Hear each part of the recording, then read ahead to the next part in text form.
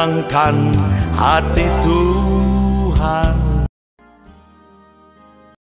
Kita berdoa, kasih karunia dan damai sejahtera dari Allah Bapa dan dari anaknya Tuhan Yesus Kristus menyertai kamu sekalian. Amin. Saudaraku, marilah kita merenungkan firman Tuhan hari ini yang tertulis dalam kitab Matius 18 ayat yang ke-7. Celakalah dunia dengan segala penyisatannya. Memang penyesatan harus ada, tetapi celakalah orang yang mengadakannya. Jani portibion nialap ni kasip, dang terbahin soron yan kasip, alay marjia majolma na parohosa.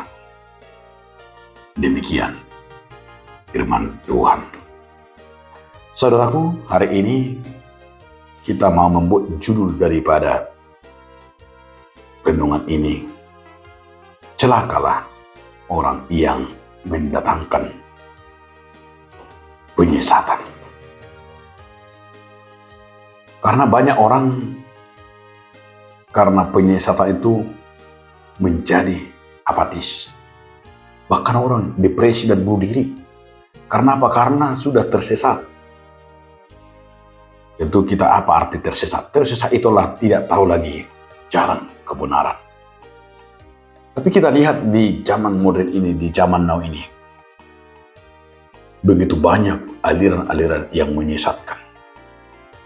Karena kecanggihan baik di dalam dunia online sekarang ini, begitu banyak ajaran-ajaran juga, begitu banyak juga dogma-dogma, termasuk penipuan-penipuan yang menyesatkan. Kita melihat di zaman online ini yang sungguh luar biasa, dengan datangnya semakin banyak para penyesat-penyesat yang semakin bertumbuh. Kalau kita lihat, penyesatan yang paling hebat sekarang adalah soal penggadaan uang. Dan juga penyesatan yang sungguh luar biasa juga penyembuhan-penyembuhan. Begitu banyak kita lihat sekarang ini. Dengan informasi-informasi ada penyembuhan-penyembuhan ini. Dan termasuk juga adalah ilmu-ilmu gaib, perdukunan-perdukunan. Dan ada juga ilmu black magic, kekuatan-kekuatan batin. Bahkan sekarang ada juga disebut dengan investasi gaib. Artinya itulah juga penyesatan-penyesatan yang bertumbuh sekarang. Tapi yang herannya, banyak juga orang yang korbannya toh juga masuk. Yang herannya juga masih banyak pengikut-pengikutnya. Yang herannya semakin mereka bertumbuh. Tapi firman Tuhan hari ini berkata, celakalah orang yang selalu membawa penyesatan tersebut. Marjea, celaka. Kenapa celaka? Karena mereka adalah menipu. Oleh karena itu, jangan kita cepat tertipu. Jangan cepat tergoda.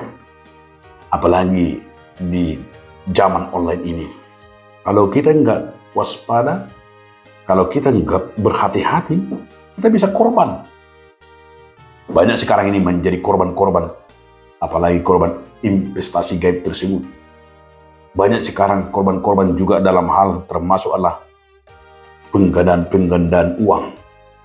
Dan juga termasuk adalah dalam hal ada sekarang ini informasi-informasi juga yang bentuk-bentuknya adalah penipuan, penyembuhan. Dan itu juga tidak hanya sebatas orang di kampung yang tertipu. Banyak juga yang di kota-kota besar, bahkan orang-orang yang berpendidikan yang menjadi korban daripada penyesatan tersebut. Maka di saat kita tidak hati-hati, maka Yesus mengajarkan kepada kita supaya kita waspada dan berjaga-jaga. Tapi celakalah orang yang membawa, yang menyesatkannya. Karena itu andalkan Tuhan. Firman Tuhan yang harus kita andalkan. Kuasa doa kita. Dan mari kita selalu secara terus menerus dengan tindakan kita firman Tuhan yang harus betul-betul membawa kita akan mengenalnya.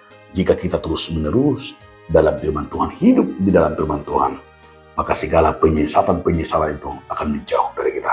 Tapi ingat, tidak ada pandang bulu oleh penyesat tersebut, siapapun. Bahkan ada juga pendeta, ada juga orang-orang yang pejabat-pejabat. Artinya semua adalah bisa kena. Tapi ingatlah saudara, marilah kita berbijaksana, marilah kita berhikmat, supaya kita tidak pernah tertipu oleh penyesat-penyesat tersebut. Amin.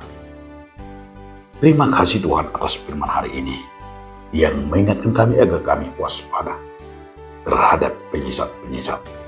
Amin.